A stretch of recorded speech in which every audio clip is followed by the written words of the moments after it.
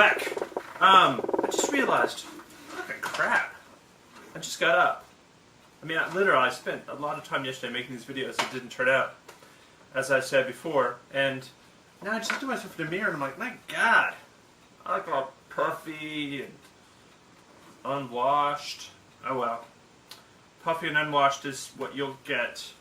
Alright, so I'm on to my second set of questions from the lovely Zach's class there at the University of Mary Washington. I'm getting an email right now from Alan Bigelow, who's another creator.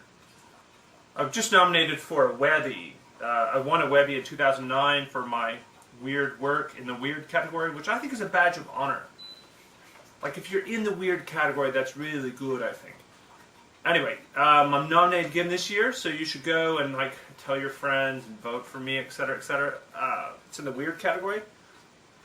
Again, same thing.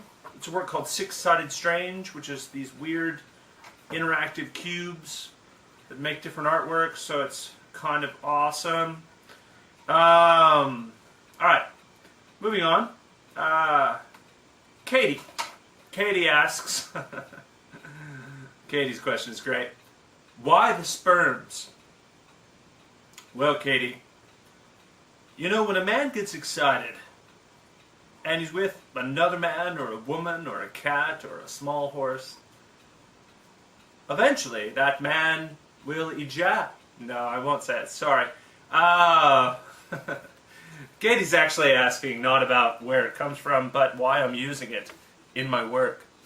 Katie, that's on the level about Bill Gates. And part of the notion of that is, you know, all these explosions, and in a way, I guess you can imply that maybe the production of sperm is a type of explosion.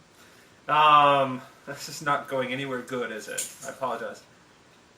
Anyway, all these moments are moments of sort of seed generation. They're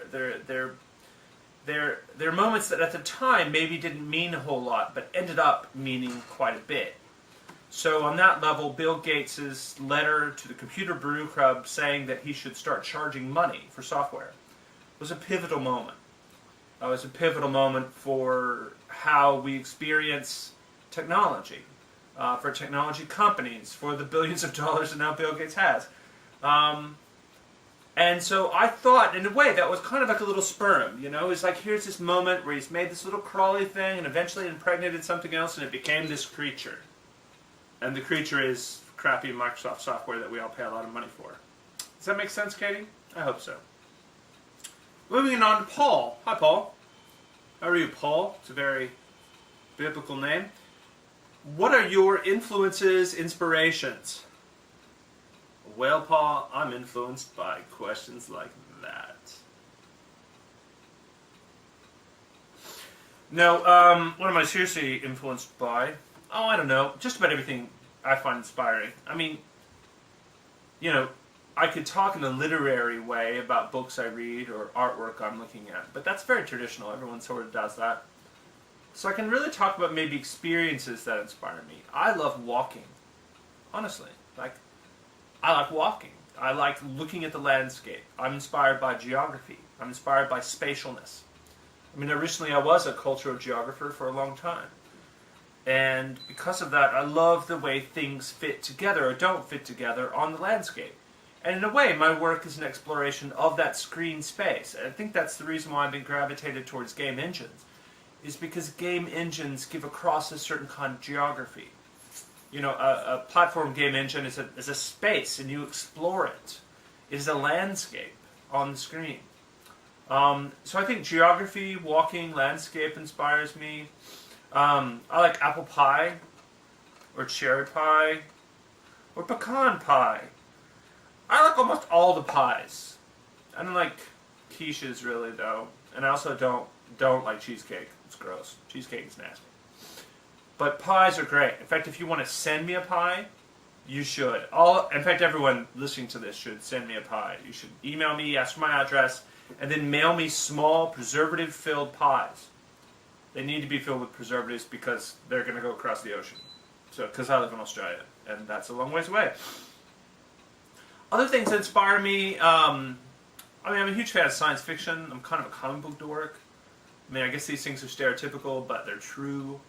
I'm fascinated by science, but specifically sort of alternative science, not goofy sort of, aromatherapy bullshit, but like in terms of, astrophysics. Astrophysics, in a way, is a form of poetry. I mean, no one knows really what's happening out there in the universe. They're just guessing, making these vague observations and drawing pictures of beautiful galaxies that you really can't see. And I find that quite inspirational. I'm also inspired by changes in technology. I mean, my work has to change. As a digital artist, you have to continually keep up with the changes. That's frustrating, but can also be exciting. So lately I've been collecting jQuery scripts and looking at different ways of making various mobile applications. So that's quite fun. Moving on, David. Hi, David. Your background, he says, your background. Have you always had a specific interest, your background, have you always had a specific interest in art video games? Oh, I get you. Okay. Yes, David, of course I have. I mean, I'm Generation X. You're probably Generation Y or Generation Z or Generation Crobe. Generation Crobe. You should all use that. Generation Crobe. I'm Generation Crobe. I grew up on video games. I mean, I grew up with the first video games. I'm the lone generation that we were in on it from the very beginning. I mean, I remember going to my friend's house. I mean, I'm probably older than Zach, as you can see by my weathered face. And I remember when I was very little. I mean, I was just a wee pup, going over to someone's house and seeing freaking a Pong game and going, fudge me. I said that, fudge me. That's amazing. I bought for me at a very young age Atari 2600. I even had a 5200 and lusted after a 7800, which are the next two machines after that. I still have these gaming machines. I bought some when I was in Australia. The other day, I bought a Sega Master System, which is just pretty much your Sega first, second, third Sega, I think. And it had 100 cartridges that came with it, with the actual boxes, which is nuts. For like $20. It was a junk sale. Someone had just thrown it all out, didn't care. Grabbed it up. I still play them. I love playing emulators. And, emulators, like you can download the little package for Mac or PC, and then you can get the ROMs. These are just code that people have taken from cartridges, and you can play them on your computer. I love doing that. So yeah, I love games. I have to admit I've fallen behind a little bit. I don't have an Xbox 360, but I did just order one through my university as research. And it's the Star Wars edition. Do you know how hard it is to convince a research institution to get you a Star Wars edition Connect Xbox 360 with 320 hard drive? Yeah, but I did it because I rock out. So yeah, I love games. Again, I'm not so into puzzle games. You can see by my work. My work is more about exploratory sort of games. I mean, I'm more interested in people that just kind of run around, as opposed to having to solve a bunch of puzzles or organize armies or that kind of thing. I'm not as interested in that game element, and that makes me actually kind of an outcast to some extent in the game art universe. A lot of people like Jason Rohr, who's a great guy, I think he probably finds me kind of an annoyance in a way. I'm kind of this weird guy who makes stuff that doesn't really play with game rules. And so I'm not really a game artist. And I can buy that, actually. I don't mind. I don't mind if I have my own classification. Next person says, have you ever edited your own Wikipedia page? I didn't make my own Wikipedia page, all right? Group of master's students or PhD students from the University of West Virginia made it. I only know that because they contacted me looking for a copyright-free photo for it. Have I edited it? Yes. Once. I did. Add something to it. Outside of that, I don't know. I think other people should do it. I shouldn't be messing around with that. I think that's the point of it.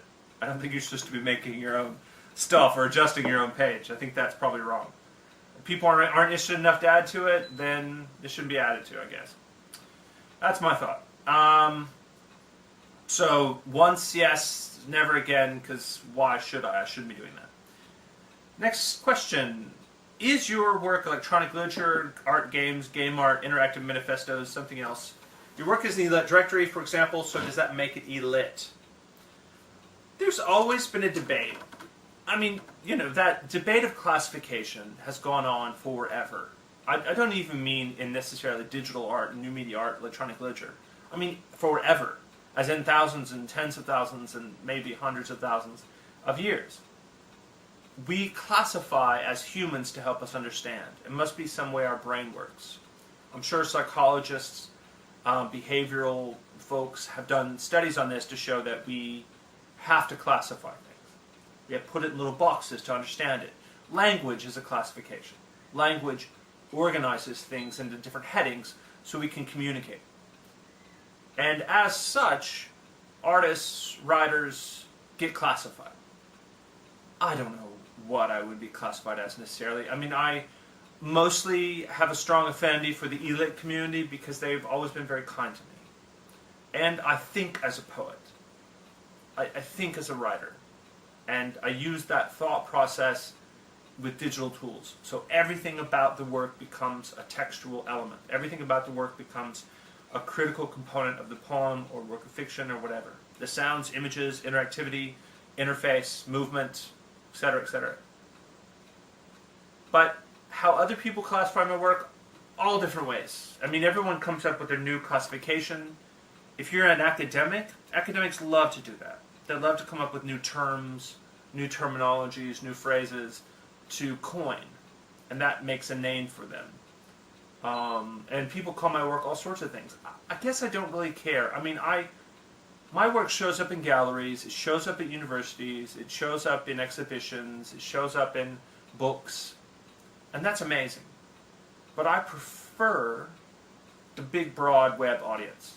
I prefer having my work on somebody's web page about collecting cats. I don't know who would collect cats. Let's just say someone does. Great, that means a lot to me. They're not going to classify it as anything necessarily other than this is something weird, or this is something unusual, or this is something you should look at. And I think it's amazing. If you can have that, then I think that's better than having a specific classification. If I had to call myself something, I guess I'd call myself a digital poet, or net artist. And then, as part of that, I also make art games.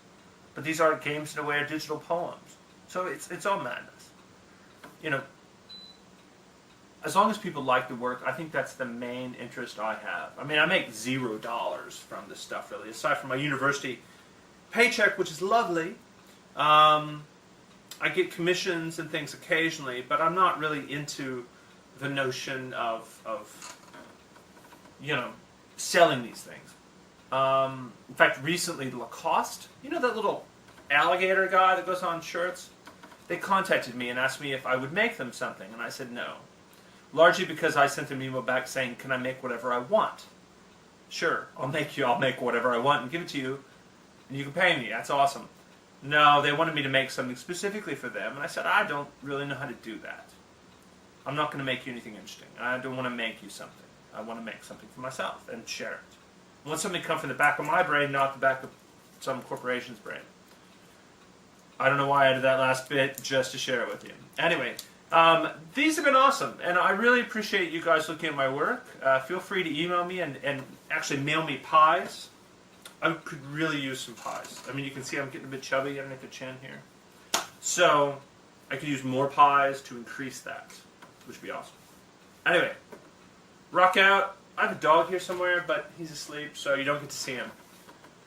I am going to load the other version of this video that has all the clicking sounds in it, and you will see my dog there. But then my face is all shadowed out, which is probably good. Anyway, see it.